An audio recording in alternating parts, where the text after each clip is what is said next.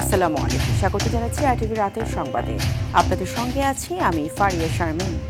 আগামী ডিসেম্বর থেকে 2026 সালের জুনের মধ্যে জাতীয় নির্বাচনের লক্ষ্য নিয়ে সংস্কার কার্যক্রম দ্রুত এগিয়ে নেওয়ার তাগিদ দিয়েছেন প্রধান উপদেষ্টা এবং জাতীয় ঐক্যমত্য কমিশনের চেয়ারম্যান প্রফেসর মোহাম্মদ ইউনূস। বিকেলে প্রধান উপদেষ্টা সরকারি বাসভবনে ঐক্যমত্য কমিশনের সঙ্গে বৈঠকে তিনি এই নির্দেশনা দেন।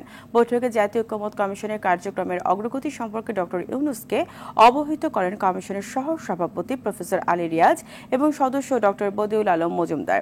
যেখানে বলা হয়, শনিবার পর্যন্ত মোট 8টি দলের সঙ্গে আলোচনা সম্পন্ন হয়েছে এবং আগামী বৃহস্পতিবার বিএনপির সঙ্গে আলোচনার সময়সূচি নির্ধারণ করা আছে।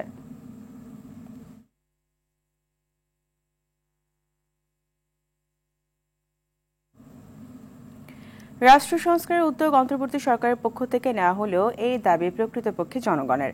রাজনৈতিক দলগুলোর সঙ্গে আলোচনার মাধ্যমে ঐক্যমত্য কমিশন রাষ্ট্র সংস্কার একটি সুনির্দিষ্ট পথ খুঁজে বের করতে পারবে বলে উল্লেখ করেন জাতীয় ঐক্যমত্য কমিশনের সহ সভাপতি আলী রিয়াজ। সকালে সংসদ ভবনের এলজি হলে বাংলাদেশ জাতীয় সমাজতান্ত্রিক দল জাসদের সাথে আলোচনা শেষে এসব কথা বলেন তিনি। এদিন বিকেলে ঐক্যমত্য কমিশনের প্রস্তাবিত 5টি সংস্কার কমিশনের প্রস্তাবের প্রেক্ষিতে নিজেদের মতামত জমা দেয় জাকের পার্টি। এই পর্যন্ত কমিশন 8টি রাজনৈতিক দলের সঙ্গে প্রাথমিক পর্যায়ের আলোচনা শেষ করেছে। সংস্কার প্রস্তাব জমা দিয়েছে বেশিরভাগ দল।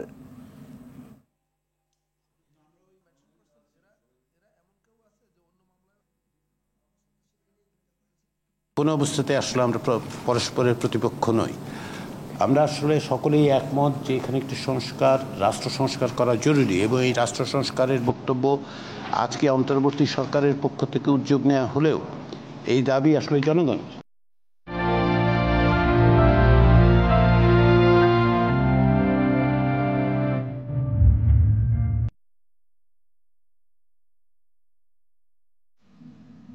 ফিলিস্তিনকে স্বাধীন করার পাশাপাশি আন্তর্জাতিক আদালতে ইসরায়েলি গণহত্যার বিচার করতে হবে।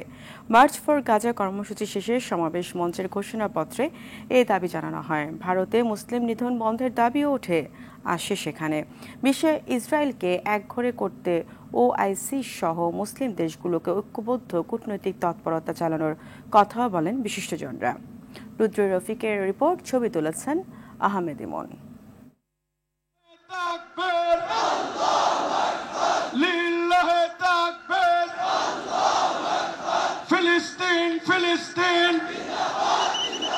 ফিলিস্তিনে ইসরায়েলি বাহিনীর গণহত্যার প্রতিবাদ জানাতে প্যালেস্টাইন সলিডারিটি মুভমেন্ট বাংলাদেশের ডাকে রাজধানীর সোহরাওয়ার্দী উদ্যানে লাখো মানুষের এই জমায়েত। এ যেন শহরের হৃদয় বেয়ে জেগে ওঠা এক মানবতার জোয়ার। দিগন্ত ছুঁয়ে যাওয়া মানুষের ঢল, কণ্ঠে প্রতিধ্বনিত হচ্ছে অবিচারের বিরুদ্ধে একাত্মতার মিছিল। এই প্রতিবাদে ছিলেন ইসলামী চিন্তাবিদ থেকে শুরু করে ধর্মীয় সংগঠনের নেতা, শিক্ষার্থী ও পেশাজীবীরা।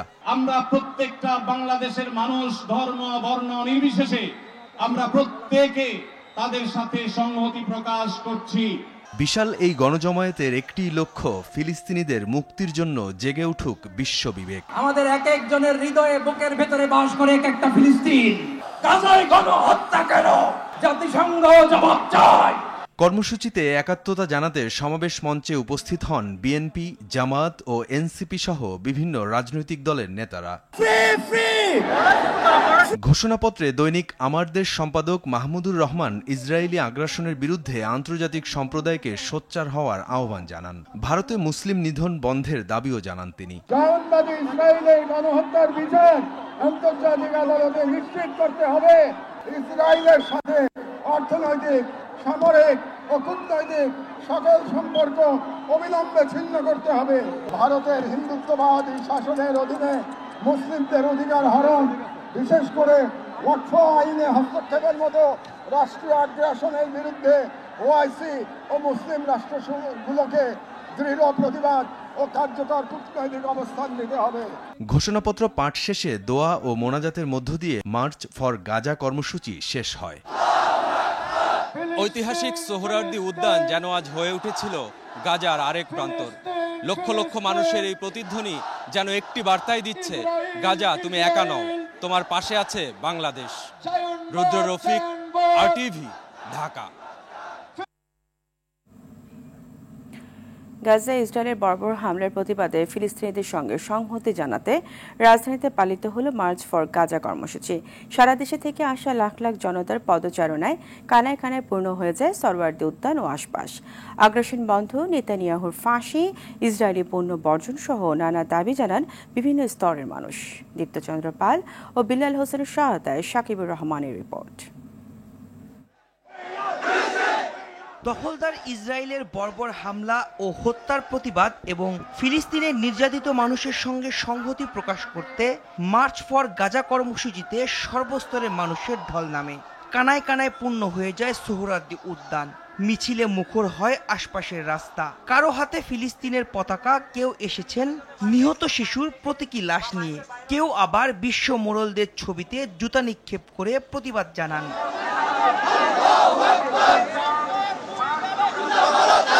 বেসরকারি বিশ্ববিদ্যালয়ের শিক্ষার্থীদের সঙ্গে সর্বস্তরের মানুষ আফতাবনগর থেকে মিছিল নিয়ে আসে সোহরাওয়ার্দী উদ্যানে। ফিলিস্তিনের পতাকা হাতে আগ্রাসন বিরোধী স্লোগানে জানানো হয় প্রতিবাদ।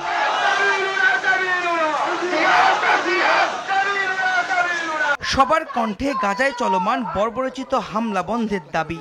ইসরায়েলের মতন কোনো অবৈধ কোনো দেশ এই পৃথিবীর মধ্যে এক্সিস্ট করতে পারবে না। এই ধরনের জেনোসাইড কোনো মুসলমানের উপর আমরা নিতে পারবো না। ইসরায়েলের উপর আন্তর্জাতিক রাজনৈতিক যে একটি চাপ সেটি বৃদ্ধি পায়। ট্রেনের ছাদেও ছিল মানুষের উপচে পড়া ভিড়। ফিলিস্তিনের পক্ষে ঢাকায় এটি এ যাবৎকালের সবচেয়ে বড় জমায়েত বলে জানান আগতরা। বাংলাদেশের সবচেয়ে বড় গণজমায়েত হতে যাচ্ছে। হিন্দু, মুসলমান, খ্রিস্টান, বৌদ্ধ সবাই যেন একসাথে মানবতার জন্য আমরা প্যালেস্টাইনের পাশে দাঁড়াই। ফিলিস্তিনে দখলদার ইসরায়েলের চলমান গণহত্যার প্রতিবাদে দেশটির পণ্য বর্জনের ডাক সর্বস্তরের মানুষের। অমানবিক নৃশংসভাবে হত্যা করতেছে, এটা আমরা মানতে নিতে পারতেছি না। ইসরায়েলি পণ্যগুলো বয়কট করতে চাই। এই প্রতিবাদে নারীদের অংশগ্রহণ ছিল চোখে পড়ার মতো। নির্মম হত্যাকাণ্ডের ধিক্কার জানিয়ে মুসলিম বিশ্বকে সোচ্চার হওয়ার আহ্বান ছিল তাদের কণ্ঠে। এত বাচ্চা, এত মা, এত ফ্যামিলি এইভাবে নৃশংস হচ্ছে, আমরা আর সহ্য করতে পারতেছি। ইসরায়েলের প্রধানমন্ত্রী নেতানিয়াহুর যেভাবে ফিলিস্তিনের সাধারণ জনগণের উপর অত্যাচার করছে, শিশু হত্যা করছে, তার মৃত্যুদণ্ড চাই। নেতানিয়াহুর আমরা বিচার চাই না, তার হত্যা চাই। ঢাকার বুকে যেন নেমে এসেছে একখণ্ড ফিলিস্তিন। সবার চাওয়া হত্যাকাণ্ড বন্ধ করে শান্তি ফিরুক ফিলিস্তিনে। ফিলিস্তিনের উপর বর্বর হামলা চালিয়ে যাচ্ছে ইসরায়েলি বাহিনী। সকল বর্বরতাকে যেন হার মানিয়ে যায় তাদের এই আগ্রাসন। এমন অবস্থায় বাংলাদেশ থেকেও প্রতিবাদ জানানো হচ্ছে। সকল আগ্রাসন বন্ধ হোক নির্মম হত্যাযজ্ঞ। শাকিবুর রহমান, RTV, ঢাকা। গাজায় নিষ্ঠুর হত্যাকাণ্ডে মেতে উঠেছে ইসরায়েল। গেল 24 ঘন্টায় প্রাণ গেছে 26 জনের, আহত আরও শতাধিক। যুদ্ধবিরতি ভেঙে হামাস নিধনের নামে শত শত নারী ও শিশু হত্যা করেছে ইসরায়েলি বাহিনী। জরুরি রসদের অভাবে 2 সপ্তাহের মধ্যে গাজার অস্থায়ী হাসপাতালগুলো বন্ধ হয়ে যেতে পারে বলেও সতর্ক করেছে রেড ক্রস। ফিলিস্তিনিদের নিজ ভূমি থেকে উচ্ছেদের প্রস্তাব প্রত্যাখ্যান করেছে সৌদি আরব। বিস্তারিত বিনিয়ামিনের রিপোর্টে। গাজা উপত্যকা জুড়ে একের পর এক প্রাণ ঝরছে ইসরায়েলের বর্বর হত্যাকাণ্ডে। বন্দী ফেরত না দেওয়ার অজুহাতে যুদ্ধবিরতি ভেঙে দিয়ে হামাস নির্মূলে নামে নেতানিয়াহু সরকার। তবে জাতিসংঘ জানায়, যুদ্ধবিরতির পর থেকে শুধু হামাসের বিরুদ্ধে অভিযানের ঘোষণা দিলেও সাধারণ মানুষের ঘরবাড়ি ও আশ্রয় কেন্দ্রগুলোতে প্রায় 224 বার হামলা চালিয়েছে ইসরায়েলি বাহিনী। এর মধ্যে অন্তত 36 বার শুধু নারী ও শিশু হত্যা করেছে তারা। গাজার সিভিল ডিফেন্স কর্তৃপক্ষ জানায়, 18 মার্চ থেকে এ পর্যন্ত প্রায় 500 শিশু হত্যা করেছে IDF। এমন নারকীয় হত্যাযজ্ঞের মাঝেও রেহাই নেই অসহায় ফিলিস্তিনিদের। দীর্ঘদিন সহায়তা প্রবেশ বন্ধ থাকায় ভয়াবহ খাদ্য ও জ্বালানি সংকট দেখা দিয়েছে অঞ্চলটিতে। আন্তর্জাতিক সাহায্যকারী সংস্থা রেড ক্রস জানায়, পর্যাপ্ত রসদের অভাবে 2 সপ্তাহের মধ্যে তাদের সব অস্থায়ী হাসপাতালগুলো বন্ধ করে দিতে হবে। তবে এমন দৃশ্যমান সংকটের মধ্যেও যুদ্ধবিরতিতে গাজায় 25,000 ট্রাক প্রবেশ করেছে বলে দাবি ইসরায়েলের। দেশটির পররাষ্ট্রমন্ত্রী জানান, এসব ত্রাণ দিয়ে গাজায় আবারও নিজেদের পুনর্গঠিত করছে হামাস। তবে রেড ক্রস বলছে, গেল 6 সপ্তাহে গাজায় কোনো ত্রাণ সহায়তা প্রবেশ করেনি। Children were among the casualties. একদিকে ইসরায়েলের বর্বর হামলা, অন্যদিকে খাদ্য ও চিকিৎসার অভাবে দোজখে পরিণত হয়েছে যুদ্ধবিধ্বস্ত ফিলিস্তিন। বিশ্বজুড়ে বিভিন্ন দেশ নিন্দা জানালেও দৃশ্যমান কোনো পদক্ষেপ নিচ্ছে না কেউ। ইসরায়েলি হামলায় দেশটিতে এ পর্যন্ত প্রায় 51,000 ফিলিস্তিনি নিহত হয়েছে। এদিকে শুক্রবার গাজা যুদ্ধবন্ধে তুরস্কে বিভিন্ন দেশের মন্ত্রী পর্যায়ের বৈঠক হয়। বৈঠকে ডোনাল্ড ট্রাম্পের ফিলিস্তিনিদের গাজা থেকে উচ্ছেদের পরিকল্পনা কড়া ভাষায় প্রত্যাখ্যান করেন সৌদি আরবের পররাষ্ট্রমন্ত্রী প্রিন্স ফয়সাল বিন ফারহান। তিনি বলেন, বেঁচে থাকার ন্যূনতম প্রয়োজনীয় জিনিসপত্র থেকেও বঞ্চিত করা হচ্ছে ফিলিস্তিনিদের। এ সময় গাজা উপত্যকায় বাধাহীনভাবে খাদ্য ও অন্যান্য পণ্য প্রবেশ নিশ্চিতে আন্তর্জাতিক সম্প্রদায়কে আহ্বান জানান তিনি। বিনয়ামিন, RTV। এবার অন্যান্য প্রসঙ্গ। পহেলা বৈশাখের আনন্দ শোভাযাত্রার জন্য নির্মিত ফ্যাসিস্ট শেখ হাসিনার মুখবয়ব সহ দুটি ভাস্কর্যে আগুনের ঘটনায় এক দুর্বৃত্তকে শনাক্ত করেছে ঢাবি প্রশাসন। আনন্দ শোভাযাত্রা যথাসময় হবে বলে জানিয়েছেন ঢাকা বিশ্ববিদ্যালয়ের প্রক্টর। রহস্যজনক এই ঘটনা তদন্তে নেমেছে পুলিশ। এ ঘটনায় অজ্ঞাত আসামি করে শাহবাগ থানায় মামলা করেছে কর্তৃপক্ষ। আরও জানাচ্ছেন দীপন দেওয়ান। বাংলা নববর্ষ 1432 বরণে যখন ক্ষণগণনা চলছে, রাত দিন পরিশ্রম শেষে আনন্দ শোভাযাত্রার জন্য যখন পুরোটাই প্রস্তুত, ঠিক সে মুহূর্তে এমন বিরল ঘটনার সাক্ষী হলো ঢাকা বিশ্ববিদ্যালয়ের চারুকলা প্রাঙ্গণ। শনিবার ভোর 5টার দিকে আনন্দ শোভাযাত্রার ফ্যাসিস্ট শেখ হাসিনার মুখাকৃতি পুড়িয়ে দেয় দুর্বৃত্তরা। ফেসিবাদের যে মুখাবয়ব ছিল, শুধুমাত্র এটাতেই আগুন লাগানো হয়েছে, মূল লক্ষ্য ছিল এটাই। ঘটনার পর থেকেই অতিরিক্ত পুলিশ মোতায়েন করা হয় চারুকলা চত্বরে। গোয়েন্দা পুলিশের পাশাপাশি বিভিন্ন সংস্থাও নেমে পড়ে তদন্তে।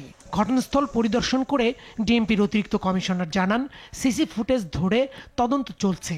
টাইমটা যেহেতু আজকে ভোরের দিকে হয়েছে, আমার মনে হয় খুব বেশি সময় লাগার কথা না। আমরা যদি ওই শেষ রাতের ভিডিও ফুটেজগুলো অ্যানালাইসিস করি, তাহলে খুব তাড়াতাড়ি এটা পেয়ে যাব। ঘটনার পরপরই প্রক্টোরিয়াল টিম সহ প্রশাসনিক কর্মকর্তাদের নিয়ে দফায় দফায় বৈঠক করেন ঢাকা বিশ্ববিদ্যালয়ের উপাচার্য। ঢাবি প্রক্টর জানান, ঘটনাস্থলের আশেপাশের সিসি ফুটেজ থেকে এক দুর্বৃত্তকে শনাক্ত করা হয়েছে। মেইন গেটের ফটক টপকে সে এসছে, টপকে আসার আগে সে মাস্ক পরেছে, সেটা ফায়ার করে আবার সে বেরিয়ে গেছে, ওই একই গেট দিয়ে বেরিয়ে গেছে এবং সে ছবির হাট দিয়ে সোহরাওয়ার্দীর ভিতরে ঢুকে গেছে। আনন্দ শোভাযাত্রার প্রতিকৃতির নিরাপত্তায় নিয়োজিতদের ভোরে অগ্নিসংযোগের আগে একযোগে নামাজে যাওয়া গ্রহণযোগ্য নয় বলে মত শোভাযাত্রা উদযাপন কমিটির। ফেসিবাদের কোনো দোষর যদি এই কাজটি করে থাকেন, তাহলে আমরা বলবো যে তাদের মায়ের মুখে মুখাগ্নি করে এটাকে নিপাত করে দিয়েছেন তারা। সংস্কৃতি বিষয়ক উপদেষ্টা মোস্তফা সরোয়ার ফারুকী বলেছেন, চারুকলাতে বৈশাখের শোভাযাত্রার অনুষঙ্গ যারা পুড়িয়েছে, তারা জুলাই বিপ্লবকে চ্যালেঞ্জ করেছে।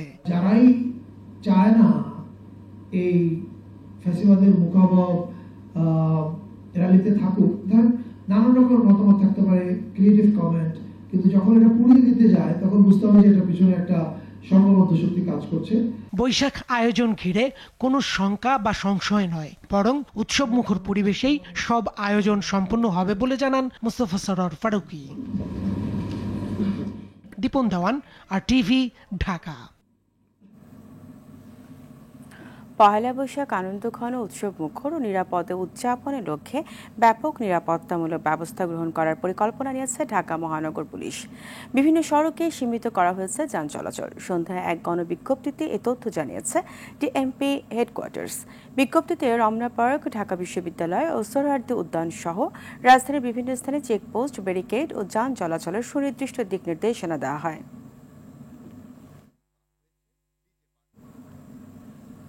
এদিকে নতুন বছরকে বরণ করে নিতে নদীতে ফুল ভাসিয়ে শুরু হলো বৈশাখী উৎসব। নাচে, গান আর আনন্দে মেতেছে পার্বত্য অঞ্চল। পুরনো দিনের বেদনা ভুলে নতুন দিনের প্রত্যয়ের কথা জানায় পাহাড়ি তরুণ তরুণীরা। রাজধানীতেও নানা আয়োজনে ফুল বিজু উদযাপন হয়। পার্বত্য চট্টগ্রাম বিষয়ক উপদেষ্টা বলেন, সব জাতিগোষ্ঠীর মধ্যে সম্প্রীতি বজায় রাখাই সরকারের লক্ষ্য। প্রতিনিধিদের তথ্যচিত্রে সাদিয়া কানিজের রিপোর্ট। পূর্ব আকাশে তখন কেবল উকি দিয়েছে সূর্য। রাঙামাটির কাপ্তাই হ্রদে ফুল ভাসিয়ে নতুন বছরকে বরণ করলেন পাহাড়ি সম্প্রদায়। সকাল থেকেই নদী তীরে ঐতিহ্যবাহী পোশাকে ছেলে বুড়ো সবার ঢল নামে। পাহাড়ি জনপদের সবচেয়ে বড় সামাজিক অনুষ্ঠান বৈশাখী উৎসব ঘিরে পাহাড় জুড়ে বইছে আনন্দের বন্যা। মানবজাতি ও জীবের মুক্তির জন্য গঙ্গা দেবীর কাছে প্রার্থনা করেন তারা। গঙ্গামার উদ্দেশ্যে ফুল দিতে এসেছে। সবার মন যেন ফুলের মতন পবিত্র হয়। ফুল ভাসানোর মাধ্যমে নতুন বছরকে বরণ করতে এসেছি। সকলে যেন সুখে শান্তিতে নতুন বছরে থাকতে পারি, সেই জন্য ফুল নিয়ে গঙ্গামাকে উৎসর্গ করি। বান্দরবানেও সাঙ্গু নদীতে ফুল ভাসিয়ে বিজু পালন করেন চাকমা ও তঞ্জঙ্ঘারা। সকালের আলো ফুটতেই ফুল হাতে জড়ো হন সবাই। গঙ্গাকে স্মরণ করে আমরা এই ফুল বিজু উৎসবে ফুল ভাসিয়ে থাকি। এই দিনটার উদ্দেশ্য হচ্ছে নতুন বছরকে স্বাগতম জানিয়ে পুরাতন বছরকে বিদায় দিতে আসে। উৎসবের রং থেকে বাদ পড়েনি পাহাড়ি কোনো অঞ্চল। নাচ, গান আর নানা আয়োজনে মাতোয়ারা পুরো জনপদ। রাজধানীতে পার্বত্য চট্টগ্রাম কমপ্লেক্সের সামনে থেকে বৈশুক, সাংরাই, বিজু, চাংক্রান, বিশু, সাংক্লান উৎসব উপলক্ষে শোভাযাত্রা বের হয়। রমনা পার্কে ফুল ভাসানোর মধ্য দিয়ে শেষ হয় আনুষ্ঠানিকতা। পার্বত্য চট্টগ্রাম বিষয়ক উপদেষ্টা সুপ্রদীপ চাকমা বলেন, পাহাড় থেকে সমতল সবার মধ্যে সম্প্রীতি বজায় রাখতে কাজ করছে সরকার। আমাদের সকলের মধ্যে একটা সাম্প্রদায়িক সম্প্রীতি বজায় রাখতে পারি, পার্বত্য এলাকায় বলি, সমতলে বলি। তাছাড়া এই সরকারের যে উদ্দেশ্য সকলের অধিকার প্রতিষ্ঠা করা, সকলকে অর্থনৈতিকভাবে স্বাবলম্বী করা, এগুলি আমরা একাতরে করে যাচ্ছি। নতুন বছর বরণের এই উৎসব চলবে আরও 3 দিন। সাদিয়া কানিজ, RTV, ঢাকা। ভারতের ট্রান্সশিপমেন্ট বাতিল ও যুক্তরাষ্ট্রের শুল্ক আরোপে সাময়িক ক্ষতি হলেও দীর্ঘমেয়াদে লাভবান হতে পারে বাংলাদেশ। এজন্য জাতীয় সক্ষমতা বাড়ানোর আহ্বান অর্থনীতিবিদদের। দেশ দুটির সঙ্গে আলোচনায় বসার পরামর্শ দিয়েছেন NBR এর সাবেক চেয়ারম্যান ডক্টর আব্দুল মজিদ ও Bangladesh institute of international and strategic স্টাডিজের গবেষণা পরিচালক ডক্টর মাহফুজ কবির। অরণ্য গফুরের রিপোর্ট। বিদেশে পণ্য রপ্তানির ক্ষেত্রে দিল্লি, কলকাতা ও হলদিয়া বিমানবন্দর ব্যবহার করে আসছিল বাংলাদেশ। বিনিময়ে শুল্ক নিলেও পূর্ব ঘোষণা ছাড়া হঠাৎ এই ট্রান্সশিপমেন্ট সুবিধা বাতিল করে মোদী সরকার। নেপাল, ভুটানে রপ্তানি সমস্যা না হলেও এতে শঙ্কায় পড়েছে $462 মিলিয়ন পণ্যের রপ্তানি, যা এদেশের মোট রপ্তানির প্রায় 1.25%। পরিমাণ যাই হোক, এখানে অবহেলা করার সুযোগ নেই বলে মনে করেন অর্থনীতিবিদরা। স্বাধীনতার 54 বছরেও বিমানের কার্গো সার্ভিস চালু করতে না পারা প্রতিপক্ষকে এমন সিদ্ধান্তের সুযোগ করে দিয়েছে বলে মনে করেন তারা। ইতিবাচক হচ্ছে এই যে যেতে দিল না বা দেবে না বলছে, তখন গভর্নমেন্টের উচিত হবে, আমাদের চেষ্টা করা উচিত হচ্ছে আমরা আমাদের এয়ারপোর্টে সক্ষমতা বাড়াতে হবে। আমাদের নিজেদের বিমানের কিন্তু কোনো কার্গো সিস্টেম নাই। ও যখন বললো যে গরু আনতে দেবো না, আমি তখন গরু চাষ শুরু করে দিলাম, আমার গরু রে বেড়ে গেছে। আসলে সমস্যাটা কোথায়? এটা কি ভূ রাজনৈতিক, নাকি অর্থনৈতিক, নাকি বাণিজ্যিক, নাকি আসলে লজিস্টিক্যাল সমস্যা, নাকি তাদের দেশের ভিতরে যে সমস্ত ব্যবসায়ী আছে যারা বাংলাদেশকে প্রতিদ্বন্দ্বী মনে করে তো, এবং তাদের অসুবিধা হচ্ছে, তাদের খরচ বেড়ে যাচ্ছে, সমস্ত জিনিসগুলো আমাদের জানতে হবে। এই জন্য তাদের সঙ্গে আমাদের বৈঠক করতে হবে, তাদের কাছে জানতে পারি যে এই চুক্তিটা বাতিল করা হলো, তাহলে আমাদেরকে সময় কেন দেওয়া হলো না। ক্ষমতার প্রথম মেয়াদে বাণিজ্য যুদ্ধ শুরু করা মার্কিন প্রেসিডেন্ট ডোনাল্ড ট্রাম্প এবার সেটাকে নিয়ে গেছেন ভিন্ন মাত্রায়। চীনকে শায়েস্তা করার এ যুদ্ধে জড়িয়েছেন বাংলাদেশ সহ 70টির বেশি দেশকে। তবে অর্থনীতিবিদদের মতে শুধু শুল্ক আরোপিত দেশ নয়, পণ্যের দাম বাড়ায় ট্রাম্প বিরোধী হতে পারেন খোদ মার্কিনিরাও। যে দেশের প্রেসিডেন্ট এই আইনগুলো করতেছেন সেই দেশের জনগণের কি হবে? নিশ্চয়ই তাদের বেশি দাম দিয়ে জিনিস কিনতে হবে।